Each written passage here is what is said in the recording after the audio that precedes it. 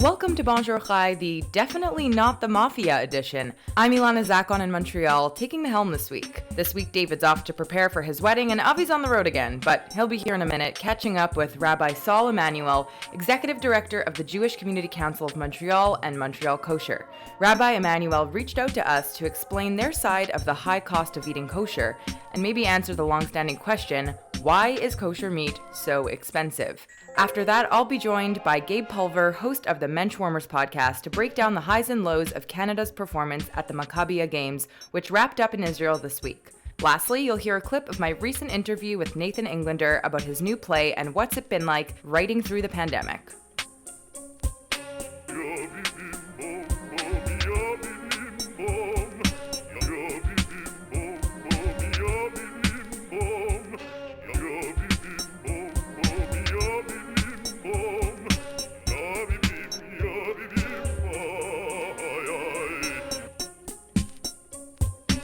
Today's episode is brought to you by our sponsor, Atelier Lou Bijouterie in Montreal, Quebec. Atelier Lou specializes in watches and custom-designed jewelry along with a curated selection of designer jewelry. Visit us online or in person and Eric Goldberg will help make your jewelry dreams come true. Atelier Lou is offering a promo code for all Bonjour Chai listeners using BON18 at checkout for 10% off your order at atelierlou.com. So I'm here with Rabbi Emanuel, who is the executive director of the MK, who had reached out to us after we had our interview with Dr. Stephen Lapidus about the price of kosher meat in Montreal, about the pamphlet that they pulled out, and they wanted to explain their side of the story. Rabbi Emanuel, how's it going? Yes, thank God. Thank you so much for the opportunity. We truly appreciate it, and thank you for reaching out back to us. Of course. So tell us, Rabbi Emanuel, what's on your mind? So first and foremost, thank you for the opportunity. We're very pleased that people are able to hear both sides of the story. And obviously, after listening to the podcast that ran a couple of weeks ago, which was very interesting and very educational, it was nice to have Dr. Lapidus on, there were numerous errors that were made and numerous statements that were made which were incorrect and are extremely important to the conversation.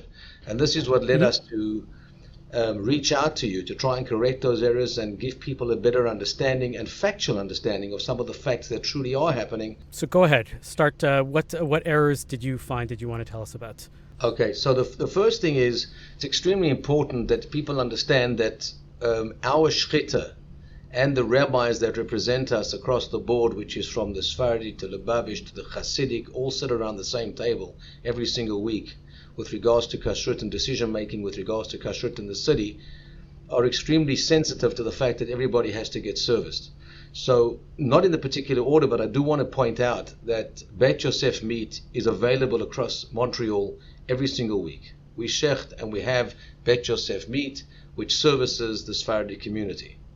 The second omission that I would like to mention is that when it comes to lamb, someone said we don't slaughter lamb. We slaughter lamb 3 times a week in Montreal. So there's plenty of lamb. This came up on my podcast. I don't remember discussing Bet Yosef or lamb on the podcast. Both of them were mentioned on the podcast. You didn't say it, but it was mentioned by Dr. Lapidus. Okay. So it's important. It's important because people deserve to have it, and it's important that people should know that it's available. Okay. Another point that was mentioned was that it was spoken about that over the years meat was imported into Montreal. There was one occasion when meat was imported into Montreal by someone who imported it into Montreal. We did not interfere in the issue. We didn't say anything about the issue, and unfortunately, it failed. It was not successful. It has nothing to do with us, and so that was the only time that we know that someone imported meat. With regards to the fact that Mahadrin lost their certification, Mahadrin never ever lost their certification. A statement was made that Mahadrin lost certification and was being sold anyway. Mahadrin never ever lost their certification. Another incorrect statement, which is extremely important. The other issue is that there's no slaughter in Montreal. We slaughter 3 times a week, 4 times a week in Montreal, with a whole group of slaughterers in about 3 or 4 different facilities. Every single week we slaughter in Montreal. So these are important points of information that people have to know about. That's fine. Excellent. Okay. So you were telling us that that there's no imported meat in Montreal. Is that correct? There's no imported meat in Montreal. That is correct. So I was at Mahadran last week, and I have a photograph here that says right here, and I'll show it to you, and I'll put it on our homepage if you want. I'll answer your question. You're referring to meat from Mexico. And Yeah. that when we refer to imported meat from Montreal, I'm referring to the podcast where you mentioned that meat not within the confines of Shchitas Chutz are imported. So I have a thing here that says imported meat 30, 40, 50% off sale. Correct. So there is imported meat that is not made in Montreal, correct? There is imported meat that is not made in Montreal but is shechted under the MK with the MK group of Shochtim with the supervision of rabbinical supervision of the MK. So but is it shechted by Montreal Shochtim? Yes. By Shochtim from Montreal? Some of them are from Montreal, some of them are from Toronto. Okay, because so we have non-Montreal Shochtim slaughtering in Montreal, is that correct? Let me explain the policy of how it works. Mm-hmm. The policy of how it works with regards to certifying meat that is shechted under our supervision, all of the shochtim have to be approved by the rabbinical board of the MK who are responsible for kosher slaughter. Mm-hmm. Those shochtim, and over the years it's always been like this. Over the years it's been that there's been shochtim coming from the United States who work for the MK. There may have been shochtim coming from Toronto who work for the MK and vice versa. That is considered to be a Montreal shchita, according to the facts of life on the ground with regards to the rabbinical board that sets the standards for shochtim, and this is across the board internationally, not only by us, is that if you have shochtim that are working for Montreal, for the Board of Shchita of Montreal, for the Rabbinical Board of Montreal, that are complying with the standards of Montreal, employed by Montreal, that are considered Montreal Shochtim. And just let me finish. So that's your interpretation. Let me finish. May I finish? Sure. It's the same thing that if you have somebody who's working in kashrus in New York, or working in Toronto, New York for the MK, they are working for the Montreal MK. So it's the same thing. And now let me add something else. If you look at the tshuva of Rav Moshe Feinstein that also was published, two of them written by hand by Rav Moshe Feinstein, clearly states the same thing. Let's go back to the original intent of this idea of basar chutz, and it specifically talks about it in the context with Rabbi Soloveitchik of a shortage in Montreal. And that this only applies to bring in meat from outside, right? And we're talking about slaughtering outside, right? Let's say from Mexico, from any elsewhere, if there is a shortage. There's actually an international beef shortage right now. Has there been a beef shortage 5 years ago when you were still going to Mexico and elsewhere? Of course. That's why we had to go to Mexico. Absolutely. There's not enough beef in Canada. There's not enough beef in Canada at all. If you go, Avi, if you go to Walmart this afternoon, there's no meat. If you went to Walmart yesterday, there's no meat. Hold on a second. This decision is only as far as shortage of beef fronts are concerned, but not cuts. Are you telling me that there's not enough steaks or there's not enough beef in total? Let me explain. I always seem to find meat wherever I want. Okay, well, obviously, there's certain places where you're going and there's not enough meat and there isn't enough meat. Is there not enough or is there no meat? No, it doesn't say the fact of Shchitas Chutz has got nothing to do enough or not enough. You just mentioned Rav Soloveitchik. Of course, it specifically says if it happens that there's a shortage of kosher meat in Montreal, and a real shortage, not an artificial one.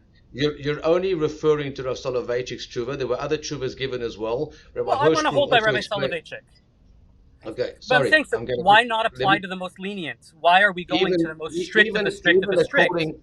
Even according to what you've just explained, yes, there is a shortage of meat in North America. And let me explain. There used to be many more abattoirs across North America that existed. Over the years, unfortunately, a lot of the abattoirs have closed down. Now remember that we are not the only ones that are trying to slaughter meat. There are many American companies that try and slaughter meat. Our Canadian companies slaughter meat. Toronto slaughters meat. And whoever can get a day in the abattoir grabs it as quickly as they can because they need all the meat that they can get. So what happens is that the local butchers in Montreal, which are the ones we are concerned about, have to grab as many days as they can get. And that is why in the past year we started slaughtering in Calgary. We had to find another slaughterhouse because we couldn't, some of the slaughterhouses here closed, they're not operational, we couldn't get meat. So and you're following this tshuva, you're following this thing where it says that you send your ritual slaughterers. Avi, may I finish what I'm saying, please? Sure. I'm so sorry. I just want to finish what I'm saying. It's important to hear and to understand how the system works. Then one can make an understanding and understand what we're saying and then make a comment.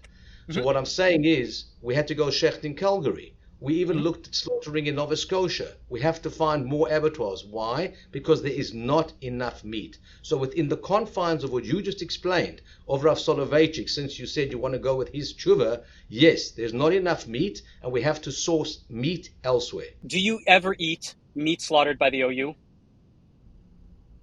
Do I? What is it? When? Do you ever you go to a wedding in New York? You're at a wedding in New York. You go eat a steak that's slaughtered by the OU? I will eat a steak slaughtered by a hechsher that I rely upon. Fine. I'm asking you specifically, the OU.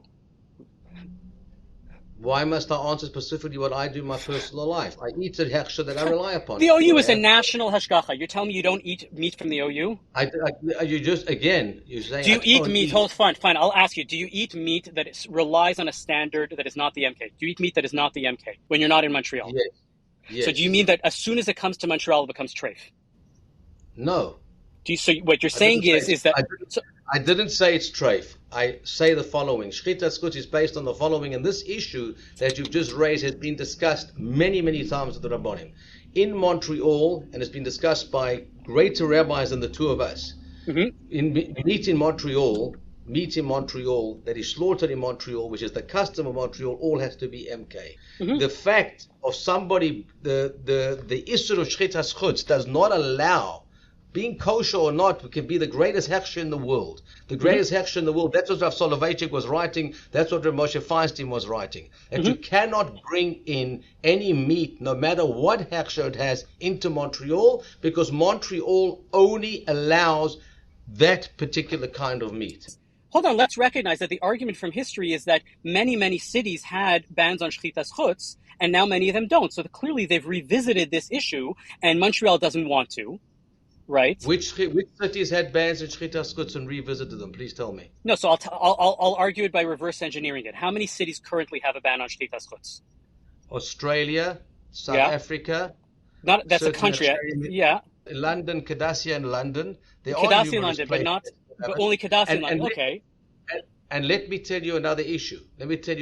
Are there cities that used to have bans on shchitas chutz that no longer have bans on shchitas chutz? Not to my knowledge. Well, I can tell you to my knowledge there were many. So name one. I asked rabbis in kashrus, because I'm not a kashrus expert, right? I'm just a guy that has questions, right? And I said, how many cities used to have bans on shchitas chutz? They told me many, many, and they said the only cities with shchitas chutz bans left right now are Montreal and Strasbourg. Every kashrus person that I personally spoke to, and I spoke to multiple, and South Africa. Okay, and Australia and South Africa. But in Europe, there used to be many cities that had bans on shchitas chutz. You made a statement. Tell me one city. I'd like to know. I'm giving you my footnote. I'm telling you I don't know which cities it was, but I can tell you that I relied on other people who told me. So you have to substantiate facts. You can't just make a general statement. I'm supposing that it's about kashrus, but kashrus clearly changes all of a sudden. As we said, it flips a switch when we get to Montreal that this meat no longer is acceptable in Montreal. We live in an era where kashrus standards, right, in the 60s and the 50s and the 40s, when all of these issues around shchitas chutz bans, and for thousands of years beforehand, right, the issue behind basar chutz, shchitas chutz, right, is about believability and trust. We can't trust people because we don't know where they came from. Everybody seems to accept that that's one of the primary reasons, or if not the primary reason, why basar chutz was not accepted. Right, you yourself eat meat that is not slaughtered from Montreal, outside of Montreal. But that means you clearly accept that there are national ways of understanding, ways of communication for where you can investigate and other people can investigate and eat meat that is kosher, right, made by people that are not in Montreal. So one should be able to then go and say, we should revisit this idea that trust is no longer something, and I agree that maybe it's the highest possible level of kosher is that we have meat that only comes from Montreal. But we're not protecting jobs in Montreal anymore, as you say. We know what the level of trust is across the world. I know you don't want to talk about the OU. I eat meat from the OU. Everybody eats meat from the OU. I don't know a single person, right, that doesn't eat meat from the OU, that doesn't trust that what they are doing is glatt kosher meat. Right? They are an internationally known organization. And yet, they're being told, we don't trust you in Montreal. Because the communication, we don't know what happens. For some reason, the phones change when we get to Montreal, and things are different. So that's what I'd like to know, is maybe it's time that because of the level of trust, and even if I agree with you, because that maybe it's about the jobs, but it's not about the jobs because we've moved on. And maybe it's about the kosher. And, but the kosher has changed. Maybe it's time that we revisit this and we say, maybe it's time the Basar Chutz moves on from Montreal in order to open up the market, in order to figure out that maybe we're in a different world now and that it's going to cost people less. And if it doesn't cost people less, at least then we know that the market has decided that this is the cost. And it's not an artificial thing around the MK deciding that this is where slaughtering happens and how it should happen. Unfortunately, Avi, your premise is incorrect, and I'll explain all of that which you just spoke about. Okay, go ahead. Okay, the reason why we have Basar Chutz, which will continue and will not change, is very clear. Yeah. Because someone, the status of Rabbi Hirschbruch, was reported to have said he cannot remove the ban on Basar Chutz. You would need a Sanhedrin to do that. And the Rabbonim today of Montreal also state the same thing. The ban on Shchitas Chutz was instituted by many Rabbonim before us. They will not change it. It doesn't change. It has nothing to do with trust. Because so what does it have to do with? One second. It's got nothing to do with trust. It exists because it was a fixed minhag that exists in Montreal. For whatever reasons, it was put into place, and nobody amongst the Rabbonim that are here today believe or feel that they're able to lift that ban. So hold on. Bringing in all these issues that you're bringing on the sidebar that has got to do with the fact that the OU is not trusting and this one's not trusting. Everybody understands, even the OU respects it, that in Montreal, Shchitas Chutz exists. It's got nothing to do with not trusting them. It's got nothing to do with their hechsher. They give an excellent hechsher. So what does it tell us in one line? What does it have to do? The fact of the matter is, there is an issur that was fixed in Montreal by the Vara Rabbonim of Montreal, preceded me by many years. For what reason? And the rabbis themselves say that they are not in a position to change it. It exists because the Rabbonim were masakin it, they fixed it, and it will continue. For what reason? What is the reasoning behind having a ban? We're going back again to the fact that these Rabbonim, were not around when it was done, and you've already given us some of the reasons. So now you're telling me that it's a chok. It's a law that we don't have a reason for. No, I want to get you on the record that it's a law that we don't have a reason for. You described some of the reasons yourself. I described some of the reasons myself. But I don't have any reasons for you, because as we've discussed... One second. Reb Moshe Feinstein's tshuva, which is current because everybody still refers to Reb Moshe Feinstein. I know that you're only looking at Reb Yosef Ber Soloveitchik's tshuva, sure, but everybody does consult with Reb Moshe Feinstein's tshuva, and he has two written on the same day. Mm-hmm. His tshuva states very clearly, may never be changed. He himself writes it right then. He himself writes it himself. The person of the stature of Rav Moshe Feinstein, with arguably nobody will argue, is one of the greatest that lived. And he states in his tshuva, will and cannot be changed. Rav Moshe Feinstein himself, hold on, is there never a situation where Rav Moshe Feinstein himself changed his mind? Rav Moshe Feinstein initially went and said that smoking is permitted. And then he went and said smoking is forbidden. Right? That happens, right? Somebody asks him a question 10 years later. He doesn't go and say, right, this is my position and I'm never going to change it and it's done. Rav Moshe Feinstein was always open to revisiting it. Unfortunately, Rav Moshe Feinstein passed away. So shouldn't we pass it along to another Gadol Hador, another rabbinic figure that is towering in the community, and say maybe things have changed now, maybe it's time that we change our minds?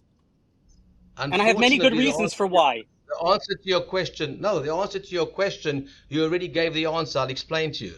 It's actually today's Gemara, Pesha Osa, Pesha Hitir. Rav Moshe Feinstein, when he said one thing and then changed his mind, at least you had the second tshuva, and he was the one who gave it, and he can undo it. Rav Moshe Feinstein, in this particular tshuva, unfortunately, he never wrote a second one, even though people did go speak to him. He never changed his mind, and he didn't give a tshuva. So we cannot go to somebody else other than Rav Moshe Feinstein himself to undo the tshuva. People don't go today to somebody else and say to undo the tshuva. Of course we do. Just let me ask you something. Let me finish. Just like you said, he gave something about smoking, one tshuva, and he gave another one. Well, he gave two tshuvas about Shchitas Chutz, but unfortunately, I never saw two tshuvas to undo those two tshuvas. So therefore, I or anybody else doesn't have the power to change it. Let me ask you something. A woman, husband disappears, right? I'm going to give you an example from a different halachic thing. A woman, her husband disappears. Technically, she is an aguna, right? She is a woman that is chained. And she gets something from a rabbi who says, you know what, the fact is you are a chained woman. We don't have enough evidence. You will always be a chained woman, and that is the case. I'm sorry, I cannot ever let you get married. And then this rabbi passes away, and then the husband turns up dead. Right? Do we go and say, well, we have a tshuva, and now we can't ever go back on this tshuva. We can't go back on this rabbinic letter because this rabbi died before the evidence showed up that this person actually died. This individual. We'd of course go to a new rabbi and say, now we have new evidence, and we have to be able to change this previous letter that says that this woman is a chained woman. We would obviously do that. We have new evidence now. We are in a new world than where they were in the 1960s. Right? It is not a question in my mind that does not give us opportunity to halakhically revisit this issue in front of a Beit Din, in front of a Gadol Hador, a rabbi who is of a towering nature in the Ashkenazi community, in the Sephardi community, wherever community you want, to go and say, maybe it's time that we revisit this. You said we have an ancient custom and we cannot change it. So what we have done in order to make it that this policy remains is that we have allowed shchita to take place in other places using the basis of shchita's chutz conditions to make it happen. But you're still the ones regulating it. If we had other people in the market, But if we had other people in the market, maybe the price will go down.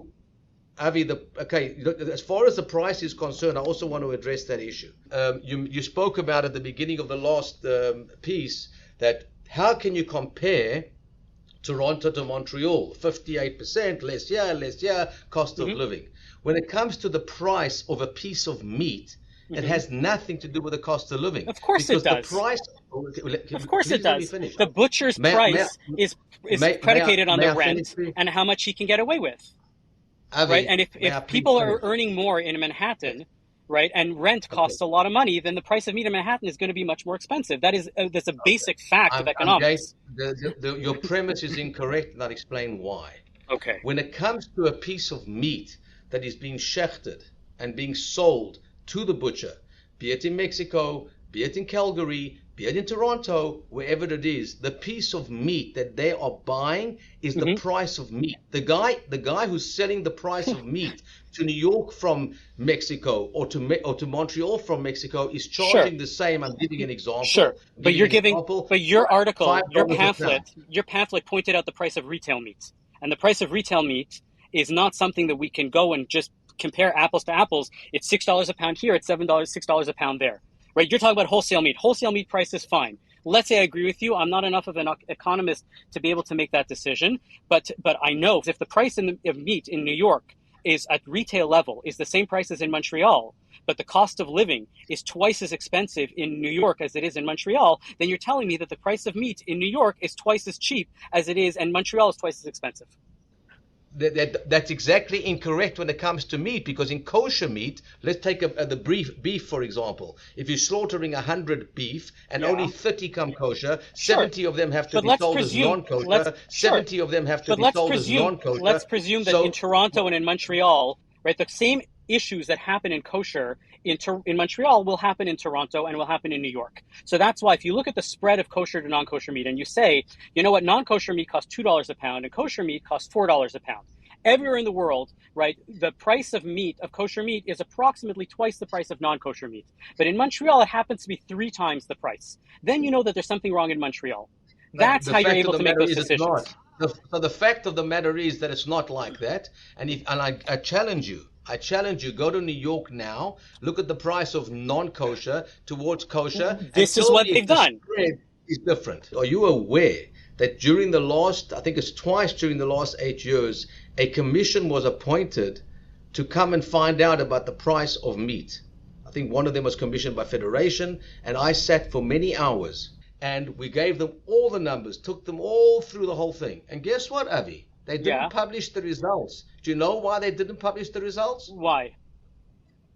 Both of them didn't publish the results because they found out very quickly that the price in Montreal was cheaper than anywhere else. So they had the commission. If that was the case, hold on. If that was the case, then we should be proud of this and we should publish it. Why don't you, Avi, do it yourself? I go to New York every week. I'm leaving this afternoon. I go to New York every week. Okay, and I check the prices when I go there. I'm not talking about when you can buy something. Let me finish, please. When you can buy something on sale, you can buy something on sale. You can buy something on sale here too. Sometimes you'll get meat over here much cheaper than there. If you're talking about the constant price of meat on a regular basis between here and New York, Montreal compares very favorably to New York. When you're referring to people saying it's cheaper, it's on a sale. You can go to Monza, you can go to New York. In fact, you don't even have to do that. All you have to do is go online, go to all the stores you want, anyone you want, check the cuts of meat, and make the study and publish it on your website every week. Why don't you do that? So let's summarize now, okay? So because we really should wrap this up. We started with this idea of basar chutz, and basar chutz, you told me, historically was because of trust issues and was because of jobs for the shochtim. And nowadays, we don't really have a reason for it anymore because, as you pointed out, you said Sorry. Yeah. You said that. I didn't say that. Okay. You said that things should be changing. Yeah. I made it very clear that the Torah that was given then and the edicts that were given by our Rabbonim years ago still continue to exist, and we don't have the power to change them. And I think you're wrong. This is where I'll tell you I think you're wrong. Because at the end of the day, we change halakhah all the time. Orthodoxy changes with new evidence all the time. Right? The Torah, no, I must tell you something. Orthodoxy, and you know and I know that orthodoxy changes. If you want, we can have a different. If you want, Avi, I don't mind debating you on orthodoxy changing halacha all the time. I must be very clear. That is your position. As far as we are concerned, the Torah that was given at Sinai remains the same Torah, remains the same halacha. It never changes. It never will change. It'll always be, and it will always exist, and we will always keep it the way it was. You may want to say that, no, it's evolving. Torah does change. Things are changing. Things are happening. The Torah addressed every single issue. Shulchan Aruch addresses and saw and will see and will exist and will address every single thing that was given then. It doesn't change. It will never change. For sure. So that premise me and you are arguing about will always be like that. You're going to say it's changing. You know and I know that you bring a halakhah to a posek, to a halachic decider, and you say 20 years ago we were here and now we are here, and the posek goes and says you are right, this is the way that the halakhah is now going forward. Not the halacha is now. This is the way the halacha was then, and this is what we can do with what the halacha said then, now. That's what the halacha is. So then let's go and say that maybe the trust issues around I want to make a correction. I would like to make a correction, Avi. Oh, you can't make a correction. Halacha is always halacha. I would like to make a correction regarding Ramosha again. I said to you, you said, and you had a valid question. You said Ramosha sometimes had one tshuva where he said no or yes, and then he changed his mind and he changed it around. I said Ramosha had two tshuvas on Shchitas Chutz. Unfortunately, I never ever saw another tshuva that Ramosha wrote to undo what he wrote. The only person who can please wait a moment. The only person that can undo the tshuva is the person himself. That's so not true. You know that, and I know that. Okay. You know that, and I know that that's not true. You see how you just gave the example. That the example of somebody. Yes, he said no. No, so I was trying to prove that to show that either you're going to tell me that the halacha never changes, or you can tell me that halacha can be undone, and then you're telling me the halacha can only be undone by one person. And the fact is that halacha cannot be undone by one person. If a person passes away, somebody else can go and say that the halacha has changed. Based on your premise, Avi, I said. You keep saying based on my premise. On your premise that you said he wrote one yes and then he wrote no, I said that if Ramosha had written the second tshuva, I'd be with you. But he didn't write a second tshuva. He didn't undo it. So therefore, I don't have the power to undo it. So let's wrap it up and state that Shchitas Chutz exists because it was fixed many, many years ago in Montreal. So we only keep it as a halacha, as a historical record. That's what I want to know on the record. Why do we still keep it? Because historically we've always kept it. We keep it because of numerous reasons which you enumerated earlier, which continue to exist and which no, but they don't. We discussed. We said that they do not exist anymore. The reasons why we had it. They do exist. No, you don't keep jobs.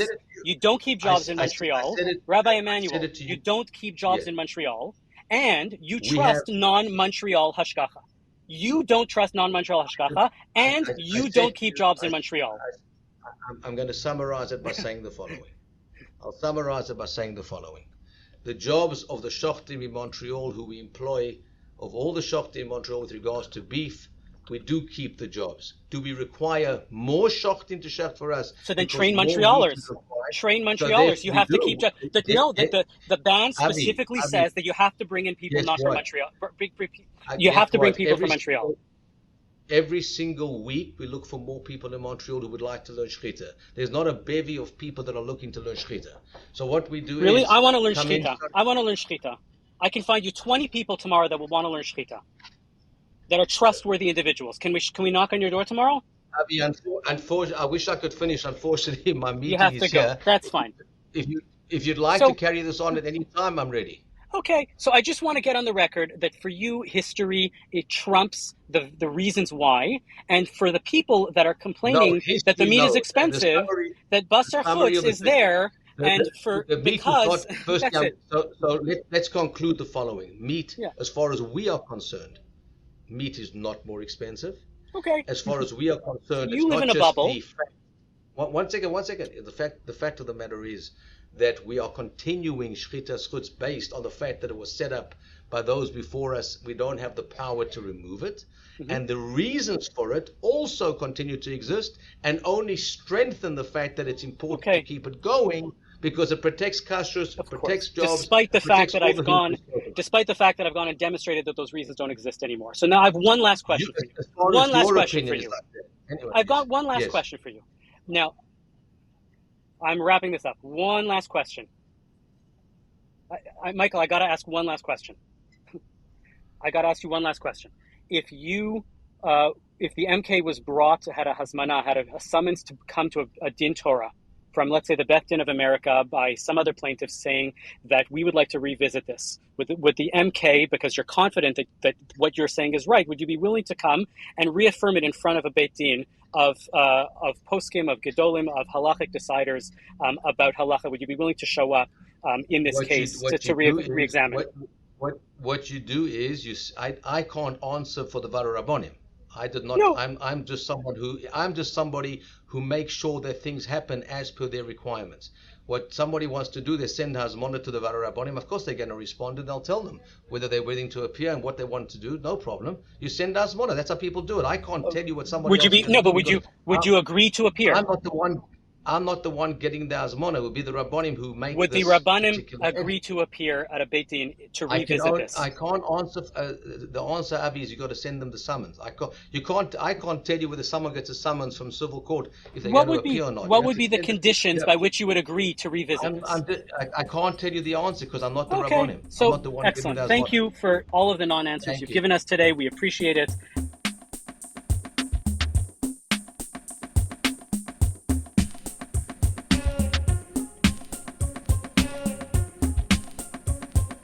Hey Gabe, welcome back to Bonjour Chai. As we all know, I am the one host who does not care about sports, does not follow sports, does not know a lot about sports. So I apologize in advance. No, this is good. This is why we're chatting here. I get to mansplain all of this, and it's a blast. Tell me a bit about the Maccabiah Games and why someone like me would be interested in such an event. That's a great question. To put it really quickly, the Maccabiah Games are the Jewish Olympics. Imagine the Olympics, except everyone is a Jew. Stop laughing and imagine it. The performance is actually pretty good. We have, it is the third largest sporting event in the world, of sort of an international sporting event. There's about 10,000 athletes, which puts it just smaller than the Pan Am Games, but larger than the Winter Olympics. It has, I think it was 21 sports this year. So it's, it's a huge, international, the best athletes from all over the world who are Jewish compete in it. In a ton of different sports, and they all come to Israel. The reason it exists is actually really interesting. It was founded, or it was started, in the 1930s as a way to sort of spirit international Jews and refugees into British Palestine. Okay, that's interesting. You got my attention now. I agree. We actually have a whole episode of, I think it was about 2 years ago, on the Menschwarmers talking about the history of the Maccabiah Games. But it was started as a way to get what was called white papers at the time, which was ways, sort of your admission pass into into British Palestine, soon to be Israel. And then a lot of the athletes were just sort of convinced to stay, to be part of the Israel project as they were looking for Jews from all over the world, both as a way to get in past, uninterested border guards and as a way to build the community inside the country. And now, I guess it's about 80 odd years later, it is a great opportunity for Jews of all ages and all, not necessarily all skill levels. They do have to be good. I'm not going for any particular sport because I'm not good at any of them. But for the best Jews in the world to actually compete against each other. And Canada sent a good number of athletes. The U.S. actually sent a larger delegation to this year's Maccabiah Games than they did to the 2020 Olympics. Oh, so wow. it's a really big deal if you're a Jewish athlete from all over the world. It's also an opportunity to actually travel for sports. I to get an international tournament is pretty exciting to play in it no matter who you are. So I'm curious to know whether this has any widespread appeal outside of the Jewish community, because you think about all these different things that started out of a necessity, even hospitals, the Jewish General Hospital, Mount Sinai Hospital, just to name a few. It started out, as places that were established because Jews weren't allowed in other avenues. And in this case, you just gave the backstory. Does anyone care about these who isn't Jewish? Hard to say. There was actually some geopolitical intrigue at this year's Maccabiah Games. Tell me more. Which non-Jews might have cared about. Traditionally, the people that care about Jewish athletes are Jews and neo-Nazis. That's not terrifying so at all. they probably cared, as in here's a summit of the Jews we can shake our fists at. But for geopolitical reasons, Joe Biden actually was at the Maccabiah Games. And was part of the opening ceremonies in addition to a bunch of Israeli Olympians. It was also, if you follow Israeli politics, it was Yair Lapid's sort of first big event in the country as prime minister. So it was a big deal for him and for the sort of overall community for Biden to show up and wave his hand at all of the athletes as if it was the Olympics. One thing, ultimately, all of the medalists are Jewish. As a people, we swept all of the categories. So if you're not interested in the success of Jewish sports, I'm not sure why non-Jews would be into it, other than maybe as an ethnic curiosity. So how did Canada do in all of this? Canada did pretty well, as expected. We did very, very well in the hockey. Now I sound Israeli. In the hockey, Canada did good. Exactly, the hockey. We won gold in both men's and women's events, including a few guests that were on the Menschwarmers podcast. If listeners want to go back and listen, just before they left, we interviewed 2 members of the women's and 1 member of the men's hockey team who are now gold medalists. Canada did quite well also in baseball and softball, sort of the traditional North American sports you'd expect to see us to. What is, I guess, surprising if you're Jewish, but unsurprising if you've ever met an Israeli person. Israel tends to really dominate the physical and combat sports. Judo, weightlifting, water polo, basketball even, rugby. Israel sort of wins all of those. It might be a show of military might, but it's definitely something that they're better at than Canadians. Also, as expected, America tends to do really good at everything. They won the overall medal count. But Canada, is the best at a lot of sports around the world, and that was like hockey, like softball, baseball, soccer we did okay in, but that sort of generally goes to show what we can expect to see success in. Something that I found really exciting in the finals, actually, the overall finals, Israel beat Canada in baseball. And the Israeli baseball team is slowly growing, getting better and better and better every year. They were at the last Olympics. They're going to be in the European Championship shortly. They're in the World Baseball Classic. They do feature a lot of American Jews on both teams, but this was a team of Israelis that beat a team of Canadians. So that's pretty exciting here. But Canada did well. They won medals in a whole bunch of different disciplines. And I would call this delegation a success. All right. Well, if you want to hear more about this, you can check out the Menschwarmers podcast. Do you have any upcoming episodes related to this, or you're moving on from Maccabiah? No, well, our sort of Maccabiah spectacular was our last episode. So if you go on your podcast app and find it 2 weeks ago, I think it came out exactly 2 weeks ago during the week of the 11th. we're on there. This week's show actually coming out either today or tomorrow, depending on when this show gets released, features former Maccabi gold medalist, former Israeli Olympian, and LPGA Tour member Leticia Beck, who we have a great conversation about golf, being Israeli, competing as an Israeli, and as a Jew. So not necessarily Maccabi related, but Maccabi adjacent for sure. All right. Well, everyone should go check that out. Thanks so much, Gabe. Always a pleasure. And now here's my chat with writer Nathan Englander. We spoke over Zoom earlier this month to talk about the premiere of the stage adaptation of his book, What We Talk About When We Talk About Anne Frank. From what I understand, you're adapting another one of your stories into a theatrical production. Is that right? Yes. When my first book came out in 99 or whatever it is, For the Relief of Unbearable Urges, right after it came out, they said, someone called and said, Nora Ephron, the everything, the essayist, the director, the screenwriter, the everything. Oh, but they said Nora wants to have lunch with you. And I was like, okay. And again, I'd never, I didn't know people like that or anything. Anyway, point is, I went to meet Nora at Barney Greengrass because she said she was putting on her full Jewish for me and, took me for bagels and lox. Anyway, but she said, I have a story, The 27th Man. And she's like, I read this story, like, nice to meet you. Like, this is a play. I'm going to produce it. I'm going to teach you how to write plays. And I said, I have another book to write first. Also another thing I don't know how to do is to be people who look at like career paths where I'm like, what would be the most advantageous? Anyway, but I was like, I would like to write my literary novel first. So I spent a decade writing my Argentina novel. Point is, I'd have lunch with Nora or go for dinner or hang out, whatever. But yeah, she waited. And when that book was done, like a decade later, I wrote her a play. She taught me how to write it and then produced it. And that was the first play. And yes, so I had already adapted one story into a play which premiered at the Public, directed by Barry Edelstein, and then moved to the Old Globe in San Diego with Barry when he took over.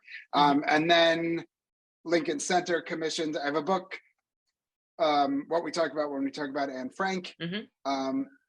So yes, I wrote this story, which is basically the Anne Frank game, which is, it's now I can use play jargon, which I never get to do. You definitely can. Go for it. Yeah, like a four-hander. We get to say four-hander, but there's a kid in it, 4 plus, 5-hander. But the point is not, it's very much set in like a kitchen, a living room, a yard.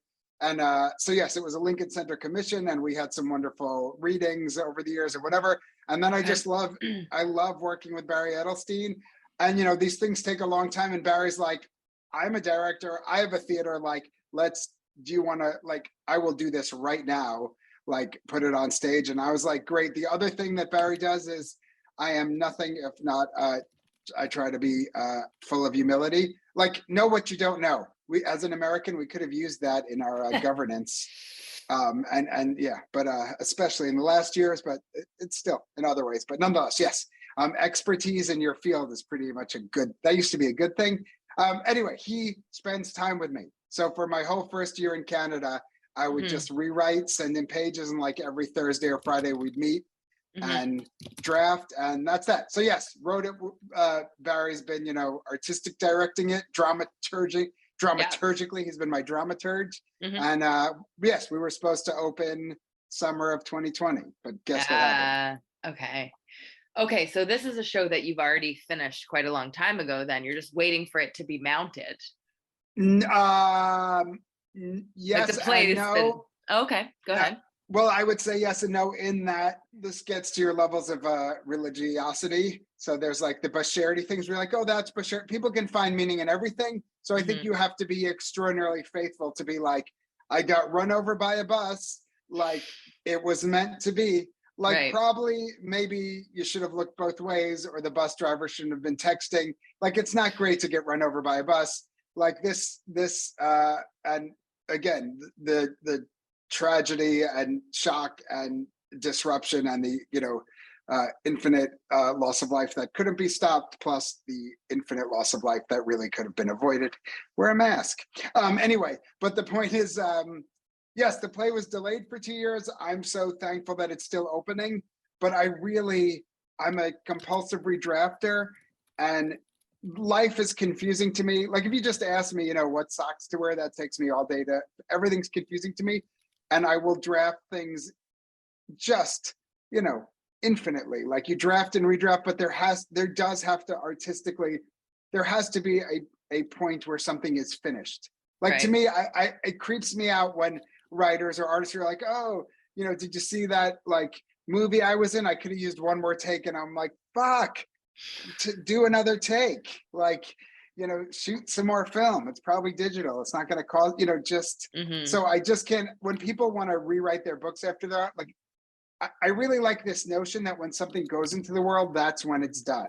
So in that same way, in answer of to your question of 400 hours ago, I am really thankful to like revisit this. Like I'm clearing the decks. So I have a full solid month before rehearsals just to rewrite. Like I look at page one and I start wincing. I'm glad the actors are taking the parts that we've cast. I'm glad the theater's happy.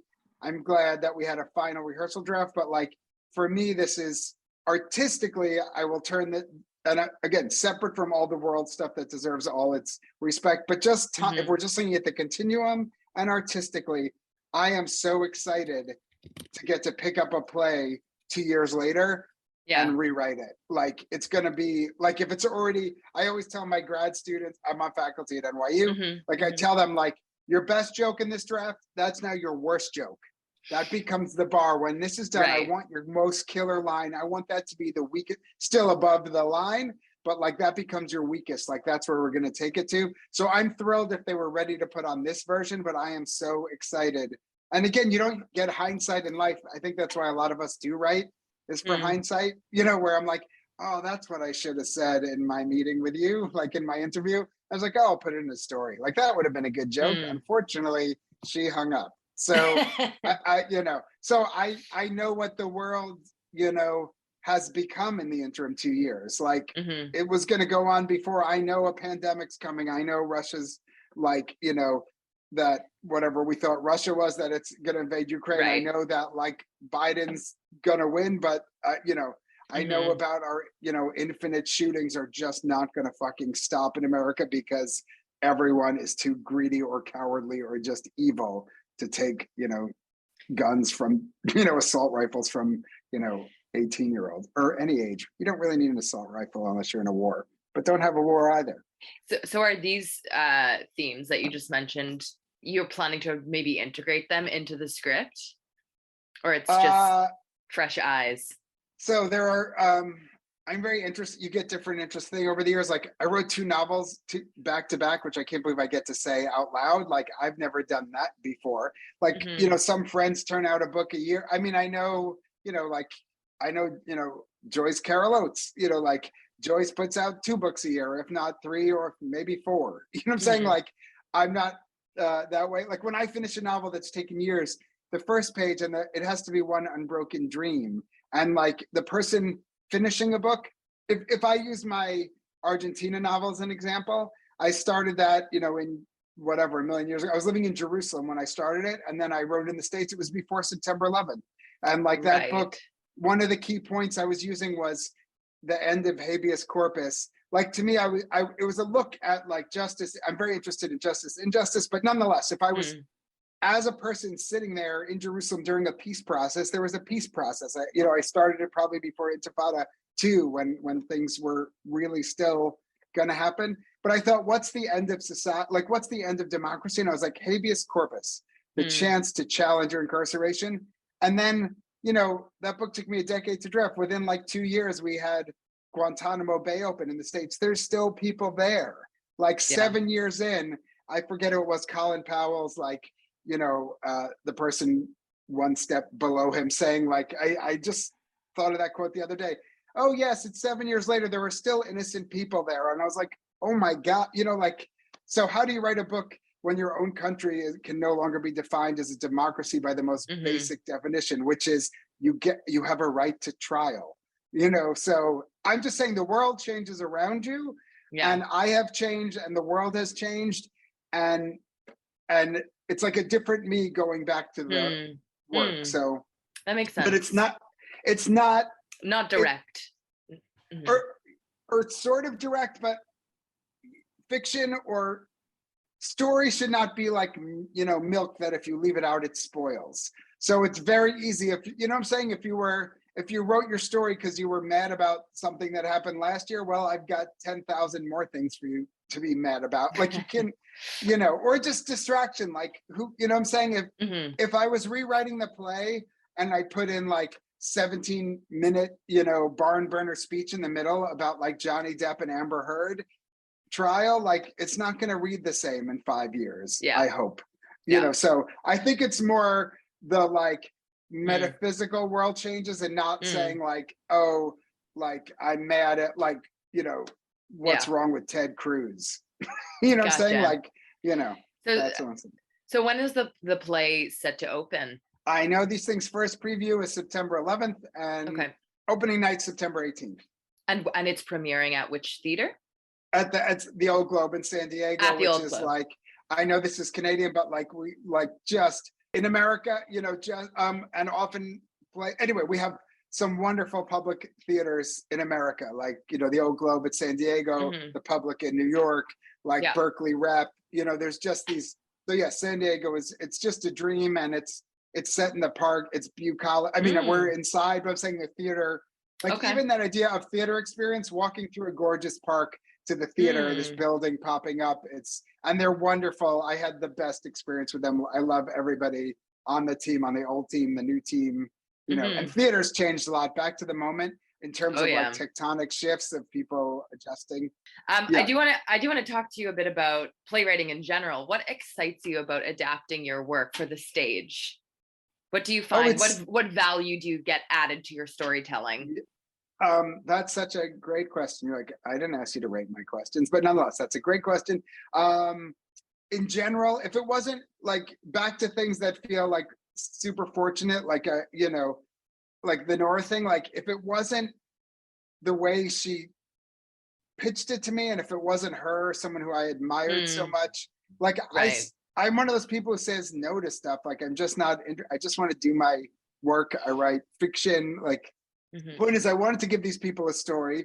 I hate that sort of sense of injustice. Like you shouldn't be someone like Stalin, like a true despot who's, killed millions upon millions upon millions. And like, you shouldn't get to erase people and win. And I was like, well, now there's a story. Like my people are made up with the spirit of them. Like anyone who read it, I'm like, well, now they're alive for these people. And I have to say, seeing actors play parts, I'd never thought about it that way, but seeing them, these writers like trod the boards or whatever you're supposed to say, but like, seeing them on stage being alive, I was like, oh, this is a whole different kind of living.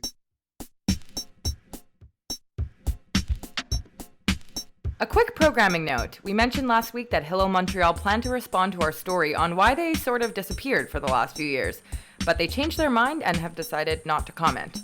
If you want to hear the full story, you can go back to last week's episode.